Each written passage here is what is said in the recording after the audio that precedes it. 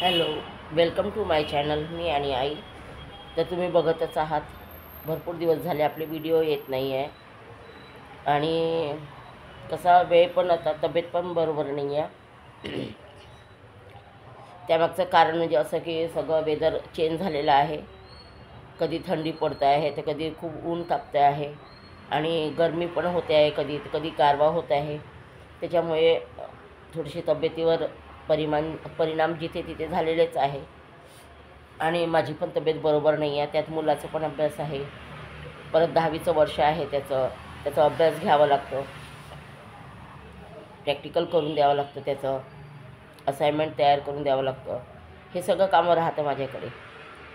आणि थोडंसं आता वेळ मिळाला तर मग मी 2 दिवस झाले थोडंसं वेळ मिळते आहे, कारण त्याची एक्झाम आता संपत आलेली आहे. म्हणजे शेवटचा पेपर आहे मंडेचं. त्याच्यामुळे आता 2 दिवस झाले थोडीशी ॲक्टिव्ह आहे आणि बघते आहे काही लोकांचे व्हिडिओ. त्यामध्ये आपल्या महाराष्ट्राचे व्हिडिओज मी जास्त प्रमाणात बघते. त्यात जे घेण्यासारखे असले, त्यातून काही घेण्यासारखं चांगलं वाटलं तर नक्कीच घेते आणि त्याच्यावर पण व्हिडिओ बनवते. काही व्हिडिओमध्ये संताप व्यक्त करण्यासारखं असलं किंवा काही चुकीचं घडत असलं तर त्याच्यावर पण आपण बोलतो. तसंच पूनम तुपे यांचा एक व्हिडिओ पाहिला मी. त्यांच्या व्हिडिओमध्ये ती सांगत आहे की माझा नवरा खूप वेड्यासारखा करतो. या तुम्ही पण चहा प्यायला सांगते पण आहे. वेड्यासारखा करतो आणि खरंच तो वेडा होता. कसा प्रपंच केला मी, कसा संसार केला मी, आज 15 वर्ष काढले मी. पोरी पण भितात त्याला ताट वाढून द्यायला किंवा त्याला ताट करून द्यायला. तर बरोबर आहे, एखाद्याच्या आयुष्यामध्ये दुःख असले की सतत दुःखच येतात. पण काही घरचे लोक स्वतःहूनही दुःख ओढून घेतात.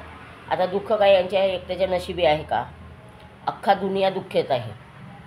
कोणाला मुलं नाही झाले त्याचं दुःख, कोणाला नवरा चांगला नाही त्याचं दुःख, कुणाला बायको चांगली नाही त्याचं दुःख, कुणाला घरदार चांगलं नाही त्याचं दुःख. आणि प्रत्येक गोष्टीचं दुःख आहे. संसार म्हटला की दुःख येतच. कोणी पण असा उठसूट सुखी नाही बनत. प्रत्येक गोष्टीच्या मागे दुःख हे असतंच आणि दुःख असल्याशिवाय सुखाची अनुभूती करता येत नाही. आम्ही पण या वयातून गेलेलो आहे. आम्हाला पण असे काही वेळ मिळालेले आहे, काही त्रास आम्हाला पण झालेला आहे. आणि दुःख हे सगळ्यांच्याच मागे असते. असा कुठलाही यूट्यूबर नाही, कुठलाही व्यक्ती नाही की ज्याच्या मागे दुःख नाही आहे म्हणून. प्रत्येक व्यक्तीच्या मागे दुःख आहे. पण दुःख हे कुठं सांगायचं आणि कुठे लपवायचं हे पण एक कलाकारी आहे. त्यात या लोकांचं असं आहे, थोडा पैसा जर जास्त झाला की अतिमाज करतात. त्यातल्या त्यात सगळ्यांचं यूट्यूब चॅनल आहे. नवरा काही वेगळं दाखवते, बायको काही वेगळं दाखवते आणि अशामुळे वाद निर्माण होतात. कुठलंही भांडण हे 4 भिंतीच्या आतच केलेलं जास्त चांगलं असतं. पण हे लोक प्रत्येक गोष्ट सोशल मीडियावर मांडतात. आता सोशल मीडियावर मांडल्यानंतर पब्लिक तर बोलणारच आहे. दुःख काय यांच्याच घरी आहे का, एकट्यांच्या घरी? अदर लोकांच्या घरी दुःख नाही आहे का? ज्यांच्याकडे चॅनल नाही आहे किंवा ज्यांनी चॅनल नाही काढलं आहे त्यांच्याकडे दुःख नाही आहे का? पण ते पण त्या मार्गातून बाहेर पडतायच आहे ना. ते पण स्वतःचा मार्ग शोधतच आहे. प्रश्न राहिला आता की हा माणूस वेडा आहे. वेडा आहे तर हे पब्लिकला सांगण्यापेक्षा तो हॉस्पिटलमध्ये त्याला नेऊ शकते.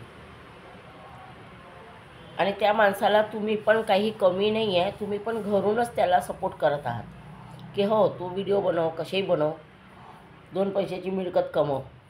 आणि त्याच्याचमुळे त्याने तो असा सगळे नाटकाचे व्हिडिओ चालू केले आहे. नाटक कंपनी ही घरातूनच उघडल्या गेली आहे. त्यात आता तुम्हाला समजायला लागलं, जेव्हा पब्लिक बोलत आहे की पोरी यांचा विचार करा, 15-15 वर्षाच्या मुली झालेल्या आहेत, 15 वर्ष, 12 वर्ष, 10 वर्ष, असे जे काही तुमच्या 3 मुली आहेत, तर जे काही तुम्हाला पब्लिक बोलते आहेत तुम्हाला आता प्रकाश पडला. मला जवळजवळ वर्ष होत आलेलं आहे, मी यूट्यूब चॅनल उघडलेलं आहे. आम्हाला कोणी का बरं असे मेसेज करत नाही? का बरं आम्हाला पब्लिक अशी त्रास देत नाही? कारण आम्ही जे दाखवायचं आहे पब्लिकला तेवढंच दाखवतो ना. त्या व्यतिरिक्त घरातल्या प्रत्येक गोष्टी आणि चावटसारखं ते खाणं, चावटसारखं ते वागणं. आज आम्ही नाही व्हिडिओ काढू शकत का? आम्ही नाही पब्लिकला वेड्यात काढू शकत का? पण आपल्या रक्तामध्ये असतं ते, काय दाखवायचं काय नाही दाखवायचं, आपण कुठल्या क्वालिटीचे आहोत, कसे आहोत, आपलं घरजन काय आहे, आपलं फॅमिली बॅकग्राऊंड काय आहे. आणि व्हिडिओ आम्हालाही बनवता येते ना, प्रत्येक वेळेचा बनवता येते, क्षणोक्षणीचा व्हिडिओ बनतो, नाही बनत असं नाही आहे. पण पब्लिकला दाखवायला जे व्यवस्थित असलं किंवा जे चांगलं असलं तेच दाखवण्याचा प्रयत्न करायचा. आम्ही कुठलंही असं कंटेंट यूज करत नाही किंवा कुठलंही वाईट साईट आम्ही बोलण्याचा प्रयत्नात राहत नाही, कारण ते आमचे संस्कार नाही आहे. इथे मोठे मोठे लोक जन्माला आलेले आहेत आणि त्या लोकांचा मान ठेवून क्वचित आपण आपल्या घरच्या लोकांची जर इज्जत झाकत नाही किंवा आपण आपली इज्जत झाकत नाही तर त्याला काही अर्थ नाही आहे मराठी माणूस म्हणायला. कारण मराठी माणसाला खूप काही संस्कार चांगले आहे. असं नाही आहे की हिंदी माणसाला संस्कार नाही आहे, पण आपल्या मराठी माणसाला आपणच का म्हणून असं विचार करून बोलतो. अरे नवरा आहे आणि त्याला समजून घेणं तुमचं काम आहे, तुम्हाला समजून घेणं त्याचं काम आहे. नाही समजू शकत तो किंवा त्याला काही प्रॉब्लेम आलेला आहे तर त्याला हॉस्पिटलमध्ये घेऊन जा. बऱ्यापैकी आजकाल ट्रीटमेंट होते आहे, गव्हर्मेंटमध्ये पण चांगल्या ट्रीटमेंट होते आहे. त्यातल्या त्यात तुम्ही घरातूनच भांडणाची सुरुवात करता तर तो नवरा काय वाट पाहणार आहे का? तो पण तर भांडणालाच तयार होणार आहे ना. तुम्ही घरातूनच सुरुवात करता, प्रत्येक गोष्टीची तुमच्या घरातून सुरुवात होती. थोडंसं काही झालं की घरातून सुरुवात होते. मध्ये ते राजाचं पिंकीचं भांडणं झाले, उगीचं काही झालं, जे काही झालं त्यांच्या नशिबाने झालं. तेव्हा पण तुम्ही काय केलं होतं? ऑन कॅमेरामध्ये आम्ही दाखवतो आहे, ऑन कॅमेरामध्ये आम्ही पब्लिकने आणून दिलं का त्याच्या बायकोला? शेवटी त्याने विचार केला की माझ्या बायकोला मला नांदवायचं आहे म्हणून तो घेऊन आला ना, आणि आपला संसार करतो आहे जसं तसं. शेवटी नशिबाचे भोग आहे, जे आपल्या नशिबात असेल ते तर भोगावंच लागणार आहे आपल्याला. आपल्या नशिबातलं कोणी दुसरं भोगणार नाही आहे. मग तुम्ही प्रत्येक गोष्ट सोशल मीडियावर मांडता आणि ते जेव्हा पब्लिक कमेंट्स करते तुम्हाला तेव्हा तुम्हाला वाईट वाटते आणि तुम्ही म्हणतात हे 4-2 टकुलीचे जे लोक आहे ते त्यांचं घर भागवण्यासाठी आमच्यावर कमेंट्स पास करतात किंवा आम्हाला ते ट्रोल करतात. हे कितपत योग्य आहे?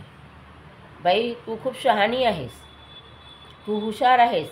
अडाणी जरी असली, कमी शिक्षण असलं तुझं तरी तू खूप हुशार आहेस. त्याच्यामुळे तू हे जे व्हिडिओ मार्फत जे सांगते आहे ते चुकीचं आहे. त्यापेक्षा तेवढा वेळ तू तुझ्या नवऱ्याला दे, वेळ पास कर आणि हॉस्पिटलमध्ये घेऊन जा, चांगल्यापैकी त्याला ट्रीटमेंट दे. तू सांगितलं आहे की लग्नाच्या आधी पण त्याच्या गोळ्या चालू होत्या मेंटल हॉस्पिटलचा, मान्य आहे. एका बाईला त्रास खूप होतो, त्यातल्या त्यात तो माणूस जेव्हा केव्हा तो म्हणतो आहे की मला मुलगा पाहिजे त्याच वेळेला बोलायचं ना. मग ते कंटेंट महिनाभर तुम्ही चालू ठेवता आणि महिन्याचं शेवटी मग तो कंटेंट कुठेतरी स्टॉप करता. त्या माणसाला ती सवय झालेली आहे इज्जत काढायची, इज्जतीचा पाणउतारा करायचा, त्याच्यावर पैसे कमवायचे आणि एकत्रपणे नाचायला लागायचं. आणि तुम्ही फार चांगल्या हुशारी पद्धतीने करता. हे सगळं चॅनल जे चालवत आहे ते फार हुशार पद्धतीने चालवतात. इतकं हुशार पद्धतीने चालवतात की शिकलेल्या व्यक्तीचं सुद्धा एवढं डोकं नाही चालणार जेवढं तुमचं डोकं चालते आहे.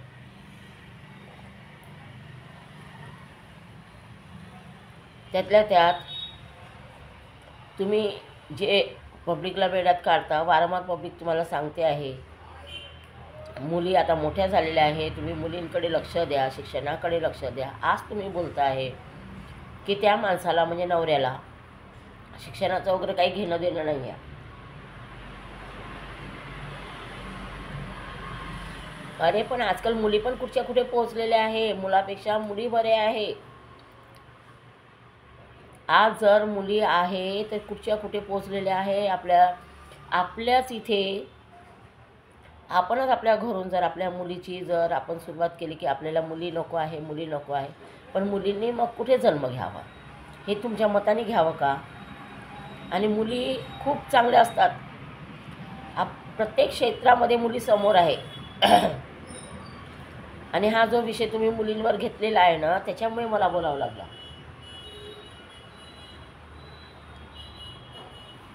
आणि जे आईवडिलांना माया मुली दाखवतात ना, ते मुलं तेवढेच पुरतं दाखवतात. मुलंही दाखवतात, नाही दाखवत असं नाही आहे. हा सगळा त्यांचे संस्कार असतात.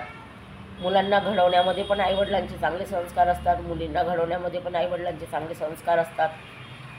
पण तुम्ही जे दाखवता आहे, मुली आहे म्हणून तो मुलगा करायला लग्नासाठी निघतो आहे म्हणून, तर बाई तुमच्या तिकडे मिळत असेल मुली, नाही तर मुली खरं म्हणजे कोण देणार आहे? आणि कोणाला एवढं येऊन पडलेलं आहे आपल्या मुलीचं आयुष्य खराब करायला? मला कळत नाही. तुमच्या घरच्या ज्या गोष्टी आहेत ते तुम्ही घरातल्या घरात शॉर्टआउट करा ना. का म्हणून पब्लिकला सांगता प्रत्येक वेळेला, आणि पब्लिकने जर कमेंट्स केली की तुम्हाला वाईट वाटतं?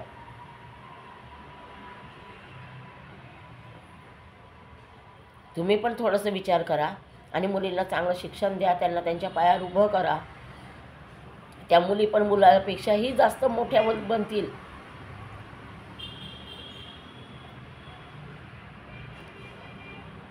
काय त्या मुलींना वाईट वाटत असेल बिचाऱ्यांना की आम्ही यांच्या घरी जन्म घेऊन किती मोठं पाप केलं आहे म्हणून.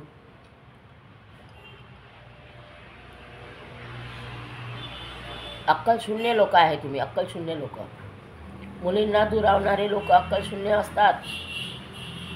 अरे ज्यांच्या घरी मुली नाही त्यांना बघा, आणि मुली जर नसत्या ना तर लोकांनी देवीला पूजलंच नसतं.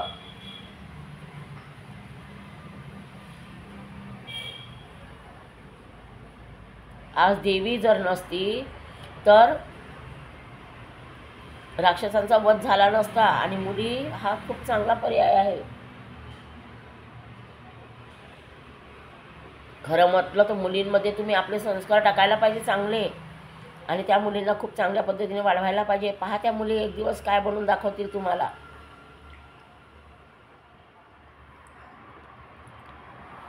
तुमच्या घरच्या वातावरणामुळे त्या मुली पण डिस्टर्ब झालेल्या आहेत. त्यांचं शिक्षण पण बघा, त्यांना चांगल्यापैकी शिक्षण द्या, खूप मोठं करा त्यांना.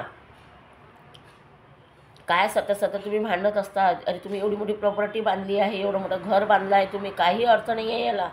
जे झोपडीतसुद्धा सुख असतं ना ते ह्या महालात नसतं.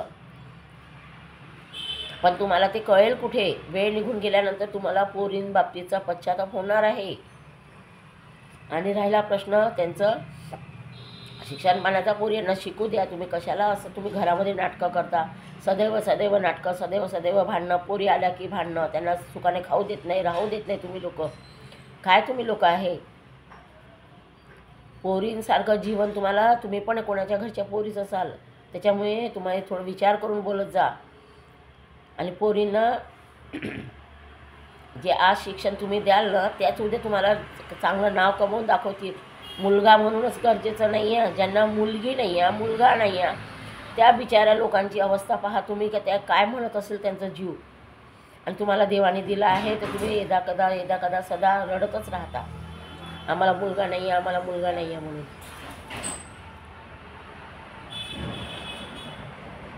पण मुली पण काही मुलांपेक्षा कमी नाही आहे आजच्या काळामध्ये. तर चला मित्रांनो, बाय. चहा संपला माझा.